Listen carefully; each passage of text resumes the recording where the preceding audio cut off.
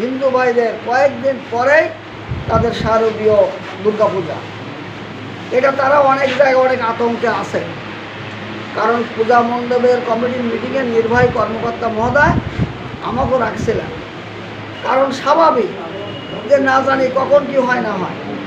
আমি নির্বাহী কর্মকর্তা দিবারানী সরকার, আপনারা জানেন, একজন হিন্দু মহিলা, বয়স খুব কম, তারপরও তিনার ত্যাগ, কুরবানি, দৌড়দৌড়ি, ছুটোছুটি প্রশংসনীয়।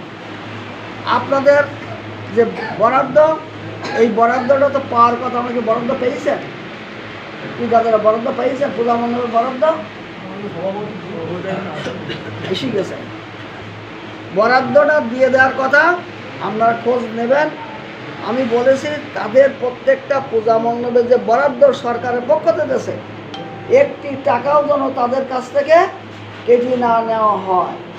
উনি বলেছেন আমি প্রাণপণ চেষ্টা করছি যে আপনাদের সঠিক বরাদ্দটা আপনাদের হাতে তুলে দেবে। সাথে সাথে আপনারা পূজা মণ্ডপের জন্য আপনাদের যে পরিকল্পনা আছে সুন্দরভাবে করবেন। কোনো সমস্যা দেখা দিলে নির্বাহী কর্মকর্তার কাছে সাথে সাথে জানাবেন।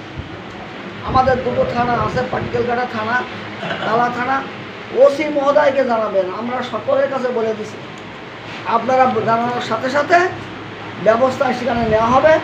আপনাদের কোনো ভয় ভীতি না। কিন্তু আপনারা যদি মনে করেন আমরা জানাবো কি জানাবো না, আমরা বলবো কি বলবো না, তাহলে কিন্তু ঠিক হবে না।